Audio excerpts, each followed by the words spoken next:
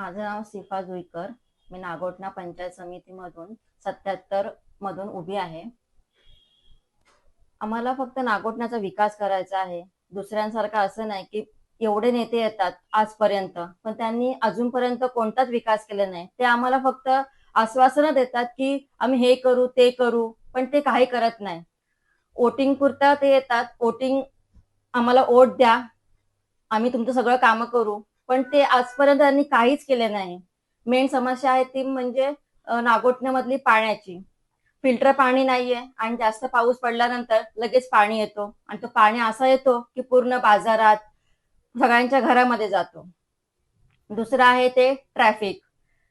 नागोठणा बाजारामध्ये एवढे ट्रॅफिक होते की मुलांना आपण बाजारामध्ये सोबत घेऊन जाऊ शकत नाही.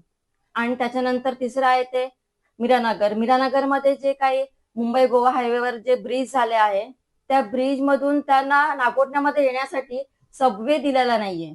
ते फक्त सबवे कशासाठी दिलेला आहे, तर रिलायन्स कंपनीसाठी दिलेला आहे.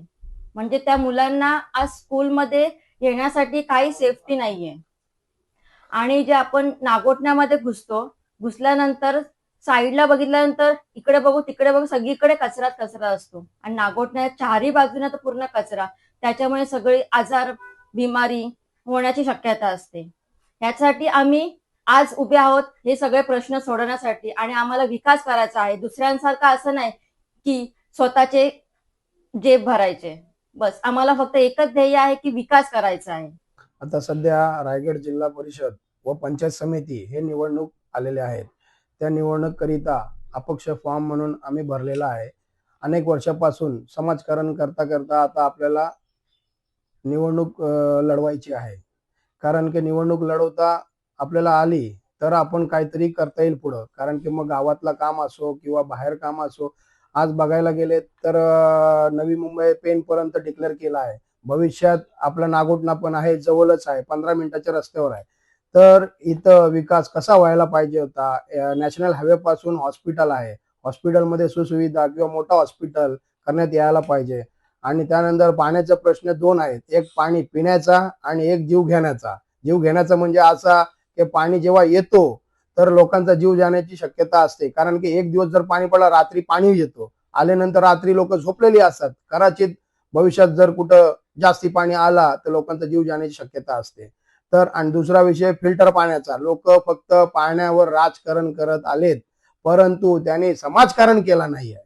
कारण पाणी लोकांना आवश्यक आहे आणि लोकांची एवढी ऐपत नाही की सगळेच पाणी बिसलरी घेऊ शकतात. लोकांना पाणी गरजू असल्यामुळे फिल्टर पाण्यावर राजकारण करतात नुसता. आणि अनेक नेते आले हे पाणी देऊ ते पाणी देऊ, हे करू, हा विकास करू तो विकास करू. कधी होणार? फक्त लोकांची काय मतं घेणार का तुम्ही? आजपर्यंत मतं घेण्यासाठी तुम्ही प्रयत्न केला, पण तुम्ही लोकांसाठी काय नाही केला. लोकांचे इथं फक्त इलेक्शन आला का दारी जाता आणि नंतर लोकांना विसरून जाता. हे कुठपर्यंत योग्य आहे? त्यासाठी आम्ही निवडणूक लढवत आहोत. आणि राहिला प्रश्न मीरानगर मध्ये येणं जाणारी शाळेतले लहान लहान मुलं ते मीरानगरवरून शाळेमध्ये NH उर्दू हायस्कूलला येतात. आणि जे NH हायवेला जे ब्रिज झालेला आहे, ब्रिज झाल्यामुळे तिथं सबवे देण्यात येणार होता, पण मीरानगर वासियांसाठी नाही दिला, तो फक्त कंपनीसाठी दिलेला आहे. मीरानगर राहिला पुढं आणि सबवे आला ह्या पुढं, तर ते चुकीचं आहे. तर मीरानगर वासियांसाठी फक्त मतं घेण्यासाठी लोक तिथं जात आहेत, परंतु मीरानगर वासियांचे मुलं आणि त्यांच्यासाठी कोणी आजपर्यंत उभा नाही आणि त्या प्रश्नावर कोणी अजूनपर्यंत लक्ष दिलेलं नाही. तर ते प्रश्न सोडवण्यासाठी आम्ही प्रयत्न करणार आणि जेवढा होईल तो लवकरात लवकर आम्ही तिथं सभेसाठी मागणी करून पूर्ण करून देण्याची हे करू. मीरानगरमध्ये आजपर्यंत राहिलेले प्रश्न ते सोडवण्यासाठी आम्ही नक्की प्रयत्न करू आणि ते सोडून त्यांना न्याय मिळवून देऊ. आजपर्यंत मुस्लिम समाज हा फक्त लोकांचा वोट बँक म्हणून ओळखला जातो. कारण इलेक्शन आला का मुस्लिम समाजाला काही आपला लॉलीपॉप देऊन फक्त त्यांचा वापर करण्यात येतो आणि वोट बँक म्हणून ओळखला जातो. त्यासाठी मुस्लिम समाजाने पण आजपर्यंत काय आपल्यासोबत अनेक वर्षापासून चाललंय ते लोकांनी समजायला पाहिजे आणि पुढचा विचार करून मतदान करायला पाहिजे. टाइम्स डिजिटलला लाईक करा, शेअर करा, सबस्क्राईब करा आणि बेल आयकॉन दाबायला विसरू नका. Times digital.